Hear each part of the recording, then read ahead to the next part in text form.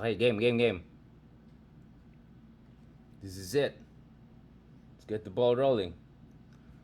Okay guys, this is it. Balikan natin ito. Straight to the point na tayo. Ito na, pag-usapan natin itong Tambaloslos context. So kanina dun sa, pre-vlog natin, pinag-usapan natin yung buong konteksto na itong discussion na to, anong relevance nito. At matagal ko sinasabi na may iba dyan, may balak maging prime minister.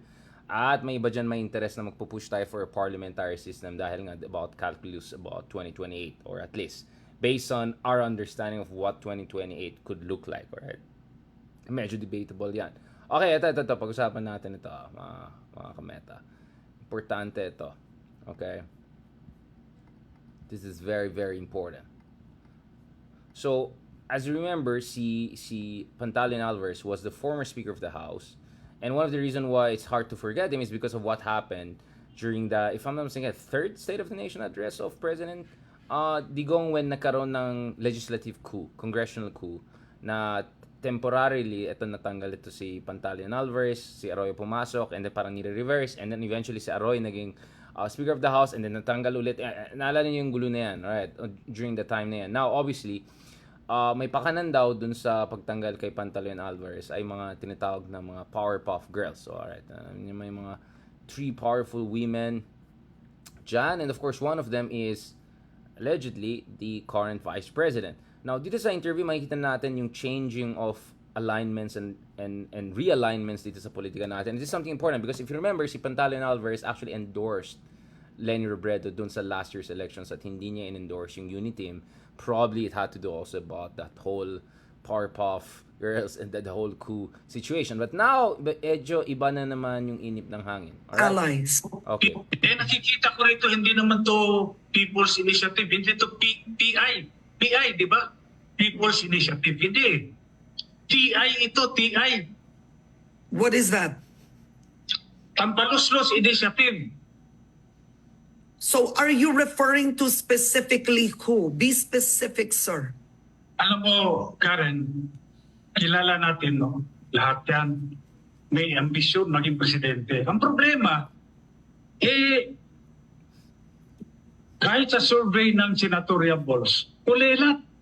Okay. No. All right. Now, we're a news program, so let's be specific. I'll ask you. Yan ang gusto ko kayo. Parang, sorry hindi ito buljakan hindi ito medyo mag blind item, alright? Okay. Pag blind item, showbiz na yan masyado, okay?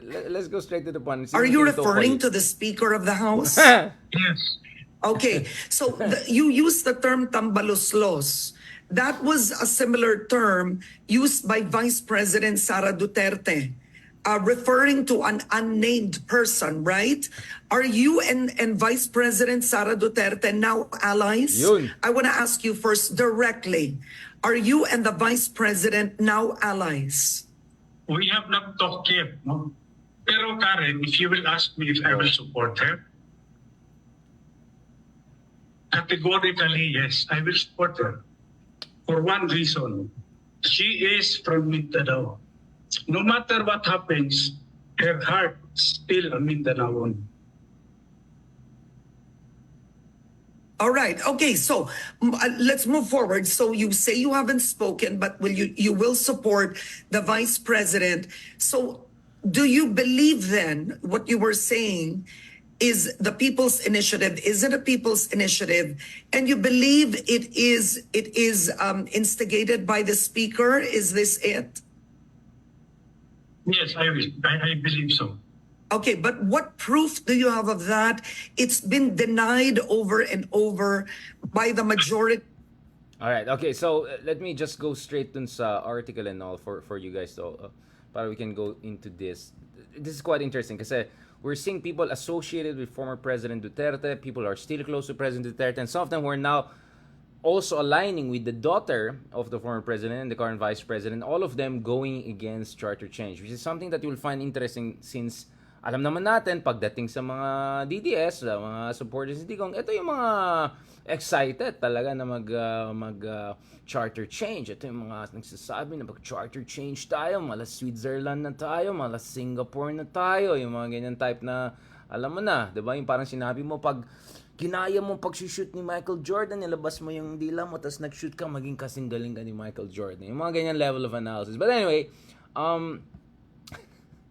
ito. So, pag-usapan natin ito. Okay. So, Davao del Norte, first district representative. O nga pala, Davao, ano nang pala siya, no? Congressman pala siya, no?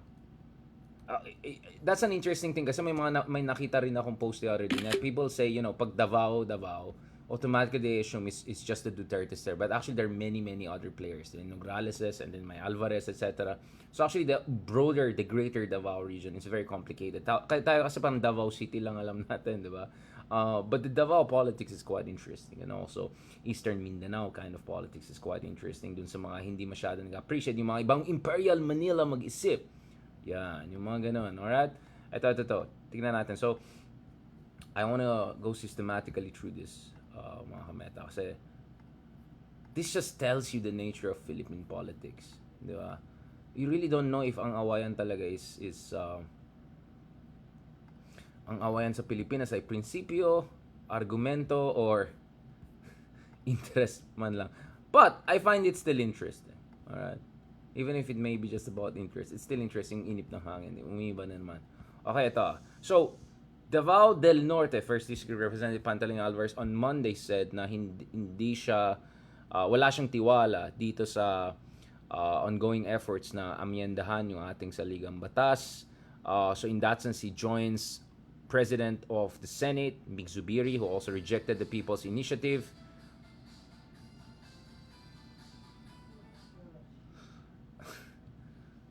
Ang sinabi niya, I cannot see the importance of changing the Constitution now. They say it is for economic reasons. Is it the people's interest or somebody else's interest? Alright. Which is exactly the question I raised on time Digong. Is this chacha and all really about the Philippine national interest, etc.? Or or this is really more about ang interes ng mga tao iba dyan who wanna extend their stay in office. Remember, isa sa mga versions na nakita natin ng charter change was a version that was about to remove all sorts of term limits. All sorts of term limits sa ating mga politiko. Sino magbe-benefit dyan? Of course, yung mga political dynasties. Although I also mentioned to you yung law of unintended consequence na nung naglagay tayo ng term limit, ang ginawa ng iba dyan is they worked around it by putting yung asawa nila, anak nila, kabit nila, anak ng kabit nila, whatever. But doon mo talaga makikita ano pa talaga yung interest dito. And of course, ang argument ni Alvarez here is this is really about 2028. This is really about who will succeed the current president. And in a way, this is about preventing the daughter of Mindanao, the daughter of the former president, the current vice president from becoming the next president in a sense, right? Now, ano magagawa sa Senado? So hindi lang si Zubiri na dyan, so actually nag-joint forces na si Zubiri at saka Alvarez. And in a sense, I would say probably even some of the progressive and independents in Senate also will have an interest in joining hands here. So, yun nga yung sinasabi ko na weird na parang nagsasama yung mga DDS at yung mga ayaw kay BBM at yung mga iba na medyo okay kay BBM pero may sarili din interest. So, ang complicated. Sobrang complicated itong situation na to. This is a very evolving situation. Si Robin Padilla naman, very interesting because alam naman natin si Senator Robin Padilla ito yung naging senador on more or less single issue which is gusto niya ng charter change.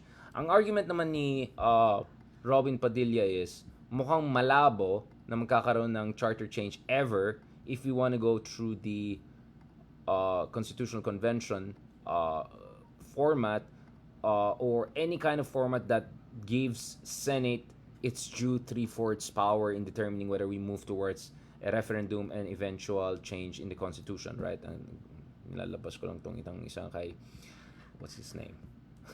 Robin Hood Padilla. Sabi niya Robin Hood daw tawag natin sa kanya. Okay. Ito. Guys, the reason I am posting it here, I know it slows down the discussion a lot, but it's because I want to tell you guys, and when I discuss something, it's based on available evidence and discussions and exact quotes there. Ayoko yung style na I mean, the other day, I just went, straight 30 minutes, 1 hour, no problem. We can talk about issues, no? Especially when it's about my take. But here kasi, not only is it a sensitive issue, it's a very important issue, and we want to be as factual and accurate as possible. So ito yung huling major statement ni Robin Hood Padilla dito sa issue na yan. walang chance yan dito sa Senado. Kaya nga, ang sinasabi ng House ay mag-People's Initiative tayo eh. Kasi wala yan dito. Hindi yan sisikat dito. Tulog na nga ang himbing ng aming committee report dyan. Alright, yung committee report niya dyan sa constitutional amendments. It has zero chance here sa English. That's why the House is calling for a people initiative because that won't prosper here. Mali naman tong pangalan. Our committee report is on the matter is sound asleep. Alright. Dadalhin natin sa taong bayan at sa bawat distrito at kapag nakukuhan tayo 12% sa voting population ng Pilipinas, pwede yan isama ng Commission on Elections sa election kung iraratify natin yan. And then after that, you'll have a Constituent Assembly, the CONAS, to determine the final version of a new constitution. Alright? So, in a way, you can see that Robin Hood Padilla is kind of okay with it, but I just don't see him going all the way 100% supporting this like the other people. I believe that if congressmen supported the People's Initiative because it is their district, it would be easy. That's all we need. If you use the People's Initiative, we won't need Congress. It will go directly to the COMELEC. If it gets 12% of the vote, then it will be included in the 2025 ballot. Ito yung magiging essentially for ratification na yan, referendum. If we wait for Congress, it won't happen. It's just pure talk in here. So, essentially, nag-give up na si paring Robin Hood Padilla dito sa Chacha through normal channels. But yun nga now I do not expect him also to be front and center supporting this dahil nga alam natin hindi sinusupport yan ng mga ibang DDS, and I doubt that the current Vice President is very much supportive of this. And then alam din natin pagdating kay Robin Hood Padilla, I think more into federalism siya rather than just parliamentary. While alam natin yung mga iba nagpo-push dyan sa People's Initiative and nagpo-push for charter change ngayon, ay siguro mas interesado sa parliamentary rather than federalism, right? I explained in a separate vlog why federalism is not good for the Philippines because in theory everything is nice, all right? In theory, 1987 Constitution was perfect, but the problem is praxis. And for you to know how it operates in praxis, you don't talk to lawyers, you talk to political scientists, you talk to economists, you talk to public administration experts, and anyone will tell you that in a situation whereby may federalism tayo, halos sigurado nang mangyayari dyan is lalakas lalo yung mga trapo, warlords, dynasties dyan sa mga iba't ibang probinsya around the country dahil halos magkakaroon sila ng king level power. At yung Imperial Manila na parati natin sinisisi sa mga kalokohan, let's not forget na Imperial Manila in many occasions is actually funding yung mga deficits sa tax collections ng mga ibang LGUs. Let's not forget na it had to be Imperial Manila which had to step down nung nagkaroon ng Mamasapano massacre kasi hindi ka pwede umasa sa mga local na korte, local na police dun sa mga ibang lugar na totally hawak ng mga warlords, hindi lang political lines, total warlords. Hindi na natin kailangan pangalanan, alam niyo na sino mga yan. So, I have serious issue with federalism. In theory, I said I'm okay with parliamentary, but it has to be properly scrutinized, etc. So, let me end on this note. I think the best way to understand anong dapat maging approach natin dito, ang point of reference ko dito is yung Maharlika Fund. Alright? So, alam ko maraming nanonood dito ay hindi masyadong believe dyan sa Maharlika Fund, to put it mildly. Yung iba dyan sobrang critical, yung iba dyan worried na yung Maharlika Fund ay gagawin 1MDB style yung Malaysia na corruption scandal. But this is what I'm gonna say. Yes, in theory, I have some questions with Maharlika Fund. And then considering, of course, yung, alam mo na, mga kasaysayan ng mga iba dyan, ibang pamilya dyan, parang, I'm not sure about that. Knowing also the weakness of ating institutions, corruption sa itong bansa. Yes, but having said all of that, you have to be, pag nagpo-political analysis ka kasi na totoo, hindi ka pwede maging wishful thinking. Hindi ka pwede maging normative. Of course, ako, bilang isang, idealistic person, of course, may mga mungkahi ako, may mga conviction ako sa buhay, may mga ganun. At the same time, pag nagpo-political analysis ka, you have to look at things as they are. So, ang basa ko dito is, for a moment, if put aside natin yung questions of value judgment, whether good is good or bad, if you look at it from a policy analysis point of view, ang basa ko dito sa Chacha is that we can learn a lot from the Maharlika Fund episode. Because if you look at yung pinakaunang version ng Maharlika Fund, and then titignan mo yung evolution ng Maharlika Fund, yung mga binago nila. Kunyari, nung una gusto nila ilagay yung SSS, gusto nila ilagay yung pension funds, GSIS, ganun. And then, kung titingnan mo yung mga provisions nila dun sa, for instance, nung sa una, I think yung presidente ang mag-supervise. And then, tinanggal nila yan. And then, pinalitan nila yung governance structure ng Maharlika Fund. So, if you look at the final version of Maharlika Fund that came out, it may not be still good for many people. Many people are still critical of it. Many people may question whether it's needed. But if talagang decidido magpachacha yung kasalukuyan na administration, and I suspect they'll be even stronger after midterm elections. So they'll have the numbers for that. They have the momentum for that. And hindi maging mahirap yung kuha ka ng 12% of the population. Madali arrange yan actually if you look at the state of play. Then ang dapat strategy mo dito is sabihin mo, okay, even if hindi natin ma-stop, mahinto, itong Chacha movement na yan, ang pwede natin gawin is at least siguraduhin natin na yung final version na Chacha na lalabas ay hindi yung pinaka-questionable, pinaka-problematic.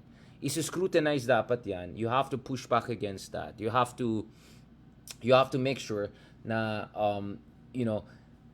matatanggal yung mga mumbo-jumbo at scrutinize na mabuti para if ever magkakaroon ng charter change, this is something na more reflective ng ating interest. Oy, JTS, alam ko troll ka, umayos ka dito. Don't waste my time here. Oy, mga kabubuan na ganyan. Ayan na naman tayo eh. Guys, we're having a proper discussion. Kung hindi kaya na i-process ng ano nyo, di umalis kayo dito, di ba? Hindi naman kailangan eh. Okay, umayos kayo dyan. Anyway, balikan natin ito. Yan ang problema kaya nga hindi tayo umangat. Dahil pag may nagsasalita ng matino, ay tatroll lang natin ganun. Umayos kayo dito. Hindi, ito balikan natin to. So, for me, my sense is, pagdating kay BBM, susceptible siya sa pressure at may kinig yan talagang organized kaya you push back against it. So, even if hindi mawala itong PI na ito, hindi mawala itong Chacha na ito, at least there's a big chance na yung final version ng Chacha ay mas malapit dun sa nararapat sa ating bayan kaysa yung hindi. Because, katulad ng discussion namin Leloy kagabi, mukhang inevitable na at some point there'll be some sort of constitutional change. Siguro amendment, if not total charter change. So the best thing you can do right now is to push for the least bad version, if not a really good version of that. Kaya, instead na maging cynical lang tayo, or maging complacent. So, neither cynical nor complacent. Right? Ang kailangan natin gawin dito is to scrutinize it, push back, organize, and make sure if Chacha happens, at least it's not a really bad Chacha. And hopefully, a good Chacha for our country. On that note, thank you very much. Maraming salamat sa lahat ng mga nanonood sa atin. Ba't yung mga troll dyan na iba? May says kayo dyan. Yung mga... Tapos na yung time ni Digong. Laos na kayo. Okay? Laos na kayo. Okay? Yung mga iba dyan, laos na kayo. Yung 6 years na try nyo i-troll kami, wala rin eh. Laos rin naman kayo. Tapos magsasayang lang kayo ng oras ko dito. Alright. Salamat sa mga supporters natin, sa lahat na nagmamahal sa atin. Please, stay tuned because in around 15 minutes or so, interview naman natin si Attorney Ruben Carranza, international lawyer. Pag-usapan natin ICC, International Criminal Court, at pag-usapan natin ICJ, International Court of Justice. Big things are happening at pag-usapan din natin Maharlika Fund and Chacha. So, stay tuned and thank you very much sa lahat ng mga nakinig sa atin. God bless and talk to you soon. I-check ko lang quality ng voice natin kasi may mga set up lang ako dito para lang sigurado. Alright? I hope ma-appreciate nyo. God bless and talk to you soon.